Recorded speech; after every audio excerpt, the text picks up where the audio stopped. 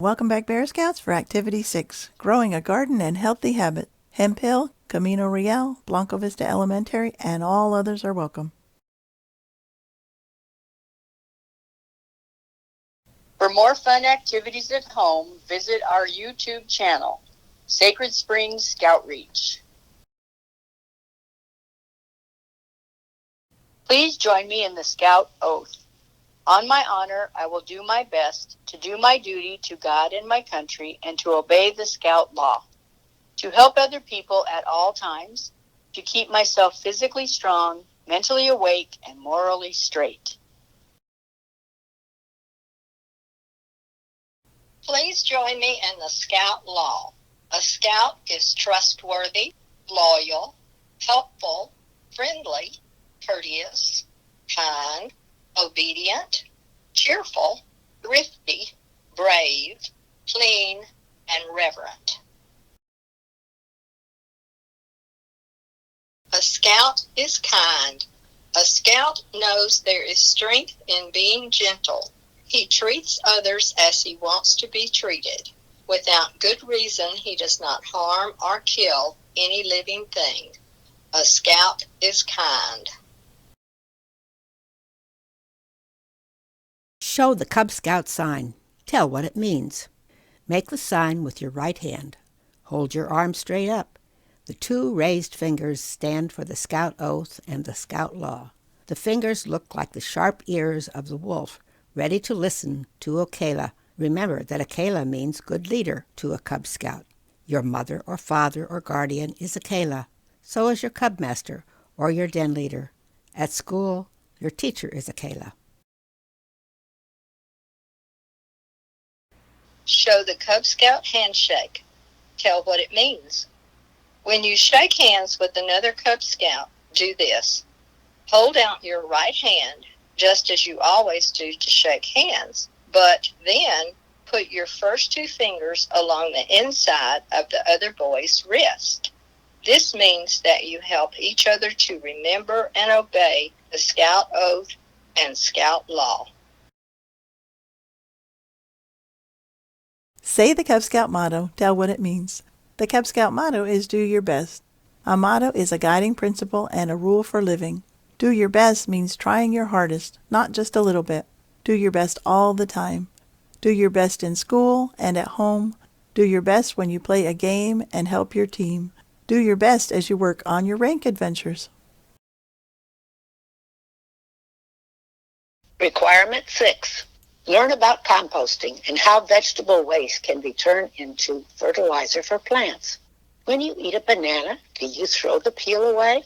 When you scrape extra food off your plate at dinner, where does it go?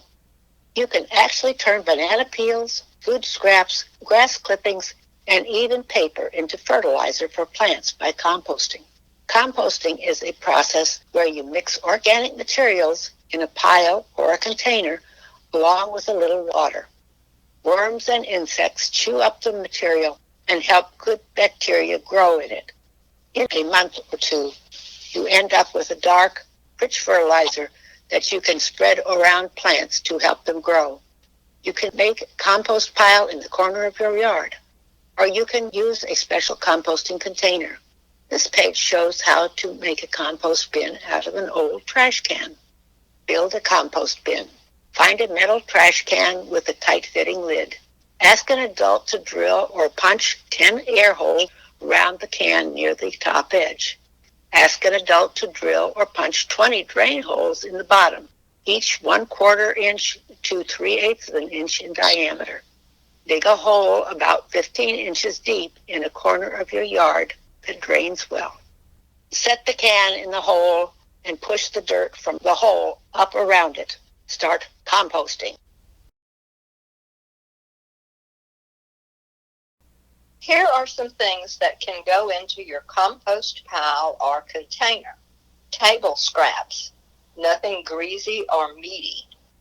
Fruit and vegetable scraps, crushed eggshells, leaves, grass clippings in thin layers, pine needles in moderate amounts, flowers and chopped stems, coffee grounds and filters, tea leaves and tea bags, newspaper and shredded paper. Avoid glossy paper and colored ink, shredded cardboard, barnyard manure, no dog or cat waste. Add water from time to time so the compost stays as wet as a damp sponge. Once a week, stir the compost from the outside in. That's all you have to do. The worms and insects will do the rest. A scout is thrifty. One way to be thrifty is to keep food out of landfill by composting it.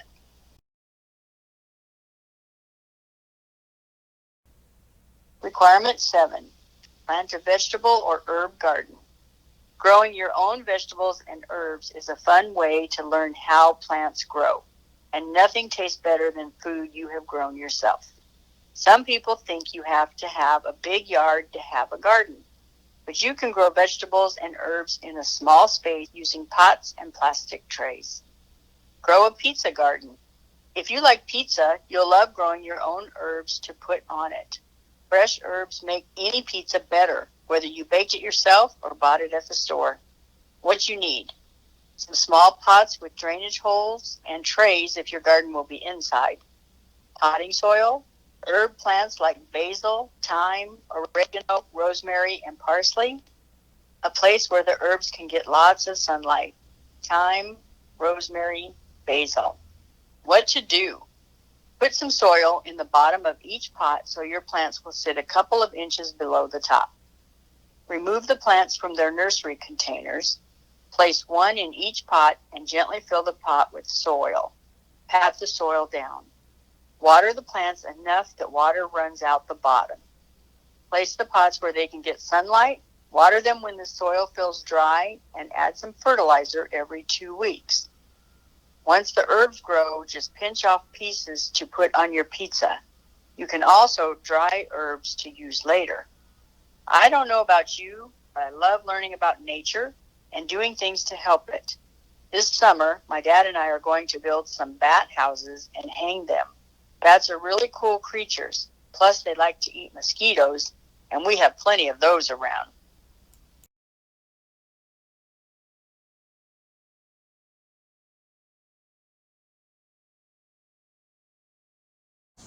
Hey Scouts, my name's Dallas. That's Sebastian. And we are here in this beautiful garden today, and the reason we're in this garden is today we are going to talk about plants. We're going to grow a couple different kinds of plants. We're going to plant some seeds to start out with. So we only need 4 things. That's the most beautiful thing about planting plants, is you don't really need a whole lot of stuff. So what are the 4 things we need, Mr. Sebastian? Seeds, soil, and water, and also a container. Seeds, soil, water, and a container. So if you look around, you maybe even see Miss Sandra back here working and picking some of those vegetables that we've grown in this beautiful garden. All those started from seeds. So let's get some seeds. Grab yourself a grown-up, get your supplies together, and we'll meet you back at our table to do some seed planting. All right, so we're back here and we have all our supplies gathered. We have our water, we have our soil, we have our container, and of course we have our seeds. Okay, speaking of seeds, you'll find lots of good information on the back of our seed packet. Sebastian and I have chosen to grow some peas, and we're going to grow some parsley. So a couple different kinds of seeds. The pea seeds are really big and the parsley seeds are really small. I'll show you that in a second. But on the back of your seed packet, if you have one, you'll see there's some really good information on here. It tells you about how far into the soil to plant them, how long they're going to take to start sprouting or germinating, and how often, like what kind of sunlight they need. Some plants need lots of sun. Some plants don't like the sun as much. So let's go ahead, and our first step is to fill our cups with soil, our favorite thing. The plants love the soil and we love the soil. So let's go ahead and make that happen. Sebastian's gonna fill his cup up. I'm gonna go ahead and just use my hand. That's one of the cool things about gardening, is you get to get your hands dirty. So I like to have my hands in the soil. This is just standard potting soil. We just picked it up at the store. But whatever you have will probably work, as long as the plant has a place to hide. All right, so I think Sebastian was showing you his seeds there. He's got some pea seeds that we're gonna grow, or hopefully we'll grow some nice tasty peas, and I'm gonna grow some parsley. So if you'll come in here and look, we're gonna use a couple different ways to plant these things. So you can see Sebastian has made a little hole there, right? And then You can use this to make a hole if you'd like to. You can poke that down in there. Just be careful, don't poke yourself. It's kind of a sharp thing. You can use a pencil as well. But I want you guys to take a look at my seeds here. Sebastian's got some big pea seeds. My parsley seeds are really small. So I'm going to, instead of poking a hole into the soil and putting them directly in there, I'm just going to sprinkle them on top. That's called sowing the seeds. So we're just going to sow them on there like that. And then I'm just going to sort of mess its hair up here on top to get those seeds just about a 1/4 inch down into the soil, which is what the package says that they need to be. So we've got that. So we're going to go ahead and put our seeds over here out of the way. All right, Sebastian, what do you think we should do next? Water them. Water them, right, because the seeds need a few different things to germinate or to grow up. So while you're watering, Sebastian, while we're doing this, why don't you tell me what you think? We used a big word, germinate. What do you think that means? I think it means that we need to What is germinate? wait until the seeds wake up. Yeah, they just wake up. It's like it's time to grow, and those seeds need some moisture in this water that we have. They need soil to grow up in, and they need some warmth. And that's it. Okay, they need water, they need some soil, and they need some warmth. So make sure you put this in a nice sunny place. It's actually where we're here now. It's really warm, so we're just going to leave these outside. If you're in a place where it's cold, take those plants inside, because if you're comfortable, probably the plants are going to be comfortable. Now you can see this water is running out of the bottom of the cup. That means you probably got enough water in there, right? So Sebastian's his container already had some holes in it, but I just used this to poke some holes up in here before I put the soil in there, just so it drains. So you want to make sure that drains. So let's keep these guys in a sunny place. Let's keep our journal just so we can see how this plant grows. We can share that with our den or our family, and we can take a picture or draw a picture of our plants as they grow, and hopefully these things will sprout and be nice and lovely in just a little bit. Be patient, give them some time to wake up, and good luck with your seeds. All right, for the next part of our adventure, we're going to grow a plant that doesn't even need soil, okay, or a seed. What we have here is, what is this? It's a sweet potato. A sweet potato, that's right. We just got this sweet potato at the store. It's your garden variety, run-of-the-mill old sweet potato that we have here. And with any luck, we're gonna get this sweet potato to make some roots and have some green sprouts coming out of the top. So in order to do that, we have to put about half the sweet potato in the water, right? Yeah, so we're just gonna let it lounge out here in the water, and we're gonna just put it down into the water like so. The important thing is you just need to have a container. I chose the jar I actually used just to water my seeds a minute ago. But if you have a cup or anything that you can just fit your sweet potato in, so it'll fit about halfway down in there. And then Sebastian is gonna show you, in order to get that sweet potato to stay like that, I'm gonna hold it, and he's gonna poke those toothpicks in there, just like so. There you go. Put one over on that side, and you can use 3 or 4 toothpicks. It's up to you, whatever holds it up. There we go. And then more on that side. There we go. And he's got one more we're gonna poke in there, and this is gonna support this sweet potato in the water. So you can see it's about halfway in and halfway out. So we'll have some roots coming off the bottom, and with any luck, our sweet potato will start growing these little sprouts coming out of the top. So just keep that nice and keep the water filled up here, and then make sure you're keeping your journal and you're showing your den or your family what that's going to look like. So it's going to be a really cool thing. Give it some time. Be patient with this. It's going to take a little bit of time to get going, and then you can show off your sweet potato. Then what do you think we should do with the sweet potato when we're finished? We recommend not planting it. Well, planting it. But if you want to, you can overgrow this, and it can sometimes pop out. Yeah, it can get bigger, is what you're trying to say, right? It'll be bigger. So you don't necessarily need to leave it in the jar of water once it starts sprouting. You can put it in a nice basket or something, and it'll make these beautiful vines, which I'll show you. Or you can actually put this in the ground, and you can grow more sweet potatoes to eat. So you can turn this one sweet potato into several that you could eat. So good luck with your sweet potato. Scouts, thank you so much for joining us on this adventure. I know Sebastian and I had a really good time with our sweet potato and our seeds, and we're hoping to see those things grow up big, nice and tall. Keep up with those things. Make sure you're doing your journal and taking your pictures or drawing your pictures so you can share those with your den or your family. And then keep those plants moist and wet, all right? You want your sweet potatoes submerged in that water, and you want your seeds to have enough water so they can grow up big and strong. So thank you again on behalf of Sebastian and myself. Good luck, happy planting.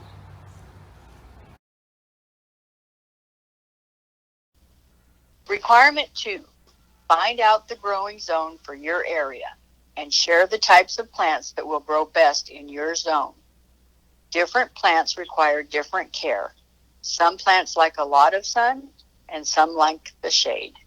Some grow where it is cold and others like the heat. Many like lots of water, but some, like cacti, don't need much water at all. Knowing your growing zone will help you decide what will grow well in your area. Look at the back of the seed packages before you buy them to find out if the plants will do well in your growing zone.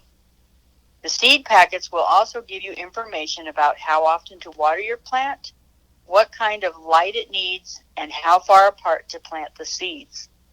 Do some research at the library or on the internet with an adult's permission. Find out what kinds of plants grow best in your zone. Requirement 3. Select and prepare 2 nutritious snacks for yourself, your family, or your den. Nutritious snacks help you make it to your next meal. They can also give you a boost of energy. There are lots of great snacks that you can make with little or no help from an adult. Here are some examples. Nuts, pecans, walnuts, peanuts, etc., fresh fruit, dried fruit, fruit juice, raw vegetables, carrots, celery, broccoli, cauliflower, green peppers, cheese, yogurt, popcorn, peanut butter, milk.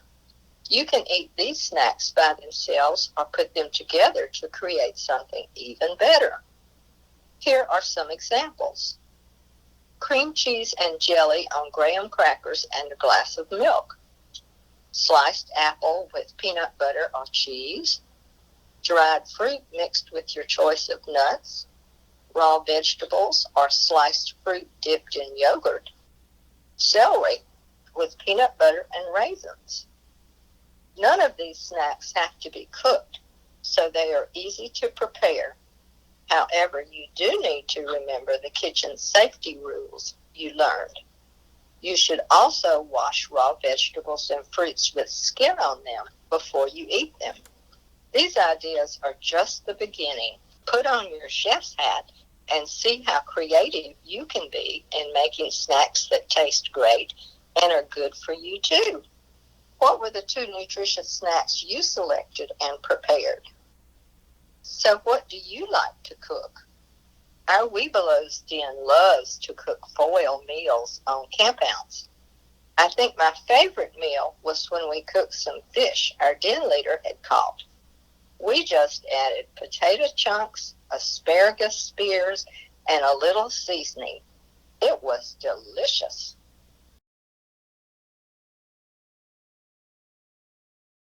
Be healthy.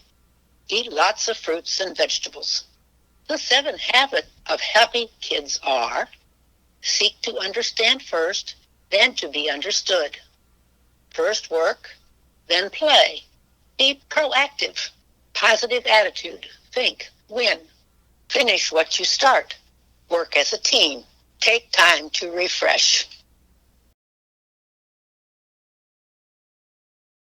Healthy daily habits for kids. Hair. Brush or comb your hair twice a day to keep the tangles out and never share your brush or comb. Teeth. Brush teeth twice a day after breakfast and before you go to bed.